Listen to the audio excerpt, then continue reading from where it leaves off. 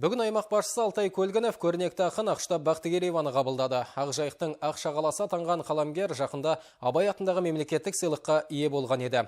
Отандық мәдениет пен өнер саласындағы ең мәртебелі марапат ақынның Ана сыры атты жинағы үшін берілді.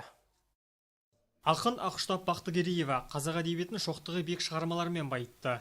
Ел мен жер қамын жырлап қана қоймай, ұрпақ тәрбиесі жөнінде тағылымды ой қозғады. Әсіресе қазақ қыздарына ата-баба салтын жалғап, ұлттық болмысқа тән ибалылықты сақтауға үндеді. Халыққа рухани азық сыйлаған ақынға Қазақстан Республикасының еңбек сіңірген қайраткері атағы, құрмет ордені және халықаралық Алаш сыйлығы берілсе, жуырда елбасы өз қолымен Абай атындағы мемлекеттік сыйлықты табыстады. Ақжайықтың Ақшағаласымен жүздескен аймақ басшысы Алтай Көлгінов қаламгерді марапатымен құттықтап, қазақ өнеріне қосқан үлесі үшін алғыс білдірді.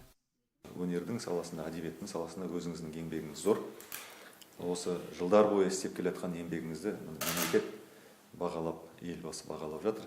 Сол жағынан болсын, құтты болсын.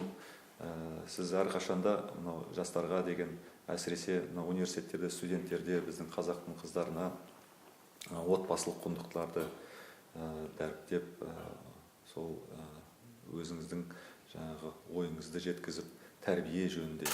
Сондықтан соған рахмет сізге. Қазақстан Республикасының мемлекеттік сыйлығы 2 жылда 1 рет беріледі. Еліміздегі ең маңызды марапат мәдениет пен өнер саласындағы көрнекті тұлғаларға ғана табысталады. Бұл сыйлыққа Ақштап Бақтыгереева Ана сыры атты еңбегі арқылы ие болды. Жинақ 2015 жылы Алматыдағы жазушы баспасынан жарық көрген болатын. Кітапта отбасы тәрбиесі хақындағы өлеңдер мен балладалар топтастырылған.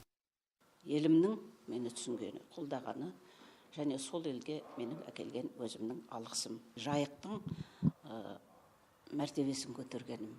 Ақжайық елі сондай деген. Ақжайық елінің мәртебесін негізі қыздары тарихтан көтеріп келе жатыр. Сұлу жібек тарихы 5 ғасыр бойы, Мәншөк тарихы енді осылай жалғасып жатқан. Айта кетейік, Ақштап Бақтыгереева Жайық өңірі бойынша мемлекеттік сыйлықты иеленген 2-ші қаламгер. Бұл марапат осыдан 38 жыл бұрын сөз сүлейі Қадыр Мырзалиевке табысталған еді.